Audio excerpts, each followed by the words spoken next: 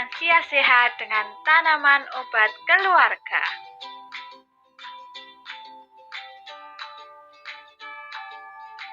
Oleh Nurul Nur Hasanah, Pendidikan Luar Sekolah Universitas Negeri Yogyakarta.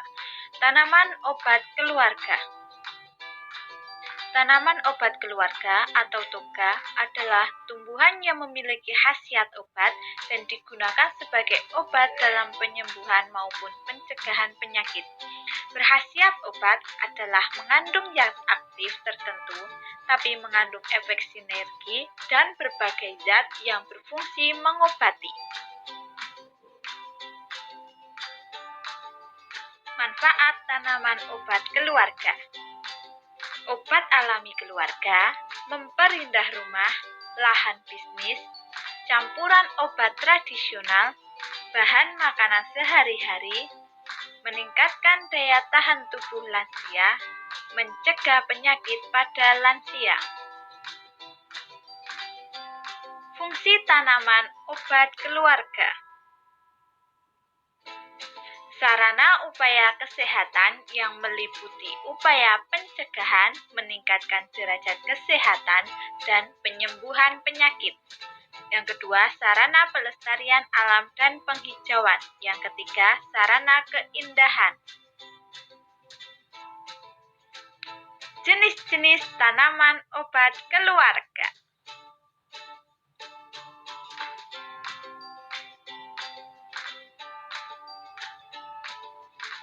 Sirih. Bentuk daunnya pipih menyerupai jantung dan tangkainya agak panjang. Daun sirih memiliki kandungan beragam senyawa kimia yang bermanfaat. Khasiat sirih dapat mengobati penyakit mata, bau mulut, kulit gatal, menghilangkan jerawat, pendarahan gusi, mimisan, bronkitis, batuk, sariawan, sakit jantung, alergi, diare, dan sakit gigi. Cabai Jawa, tumbuhan merambat dengan akar lekatnya dan memiliki panjang 10 meter. Berkhasiat menyembuhkan susah buang air besar, sakit kepala, sakit gigi, batuk, flu, tekanan darah rendah, asam urat, rematik, diare. Lidah buaya. Lidah buaya merupakan tanaman obat yang dapat tumbuh baik di daerah berhawa panas. Lidah buaya mengandung senyawa kimia seperti aloin, barbaloin, isobarbaloin, aloe emosin, aloenin, aloisin. Lidah buaya berkhasiat untuk mengobati cacingan, luka bakar, bisul, sakit mata, jerawat, amandel, dan luka bernanah. Serai. Serai merupakan tumbuhan yang masuk ke dalam famili rumput-rumputan. Serai ada dua, serai dapur dan serai wangi. Serai berkhasiat untuk antioksidan, mengontrol tekanan darah, mengendalikan kadar kolesterol dalam darah, membakar lemak, menjaga kesehatan kulit, memelihara daya tahan tubuh, meredakan nyeri, menjaga kadar gula darah, dan menyembuhkan rematik. Mahkota dewa. Tanaman perdu menaun dan dapat tumbuh di tanah yang gembur. Kandungan pada mahkota dewa adalah alkaloid, saponin, flavonoid, sterol, tanin, dan terpen.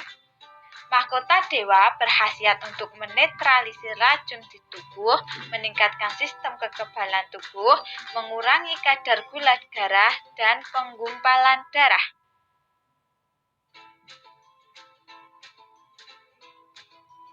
Jeruk nipis. Jeruk nipis termasuk jenis tumbuhan perdu yang banyak memiliki dahan dan ranting. Kandungan jeruk nipis ada limonen, linanin asetat, geranil asetat, sitral, vitamin C, kalsium, fosfor, vitamin B1, zat besi, kalori, dan protein.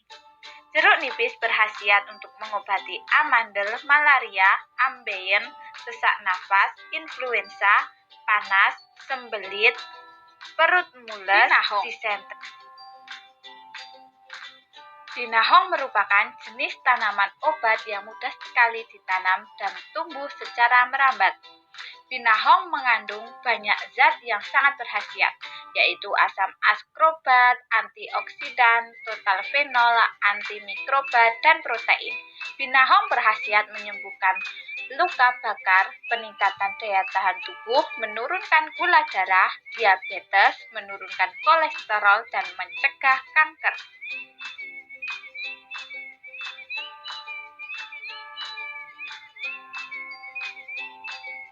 Lengkuas, jenis tanaman ternah yang dapat tumbuh dengan tinggi mencapai 2 meter. Lengkuas mengandung hidrates, kadinina, kristal kuning, sineol, kamfer, pinen, galangin, galangol. Lengkuas berkhasiat untuk mengobati demam, diare, kolera, gangguan pencernaan, buang air kecil tidak lancar, radang saluran pernapasan, dan liver. Cara menanam dan merawat toga. Pertama-tama, siapkan alat dan bahan yang akan digunakan untuk menanam toga. Yang pertama, campuran tanah dan pupuk. 1 genggam tanah berbanding 1 genggam pupuk. Yang kedua, bibit sirih dan jahe. Bibit jahe yang sudah memiliki tunas. 2 polybag dan air. Langkah pertama, buka polybag, kemudian masukkan campuran tanah dan pupuk kandang yang berbanding 1:1 ke dalam polybag sampai penuh.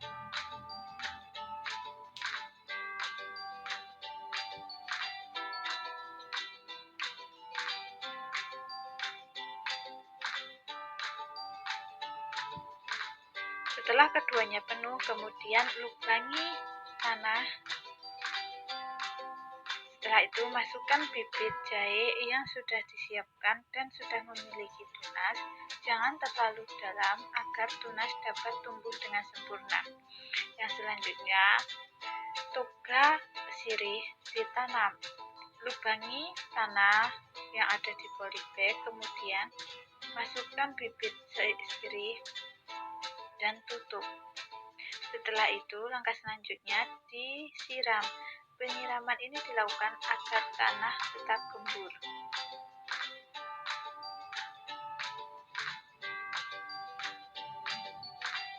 Tanaman obat keluarga sudah siap ditanam. Selanjutnya, merawat toga. Letakkan toga di tempat yang terkena sinar matahari. Siram toga pada saat pagi dan malam hari.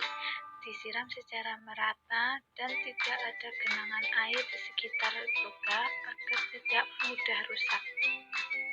Membersihkan rumput dan menjaga kebersihan di sekitar tanaman obat keluarga agar jalur oksigen pada tanaman obat tidak tertutup. Terakhir, memberikan pupuk kandang secukupnya. Hal ini untuk memperbaiki struktur tanah dan sebagai sumber makanan bagi toga.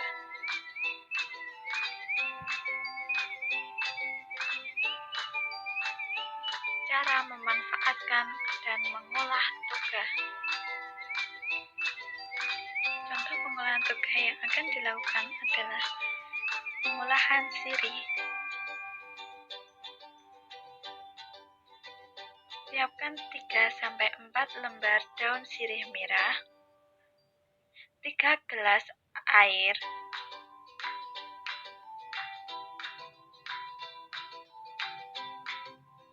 setelah itu masukkan daun sirih ke dalam air dan rebus daun sirih hingga mendidih.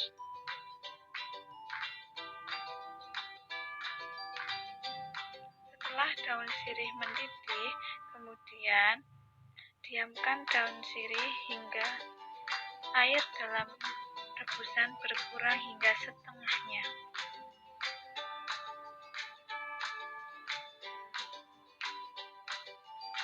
Setelah berkurang, kemudian matikan nyalakan kompor dan angkat. Langkah selanjutnya, saringlah rebusan daun sirih dan letakkan di 1 gelas.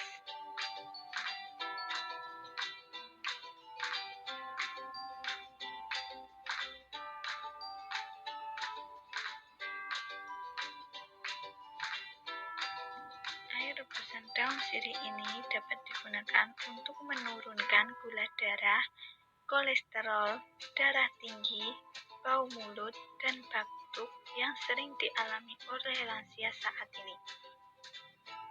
Air rebusan daun sirih ini dapat dikonsumsi 2 kali sehari.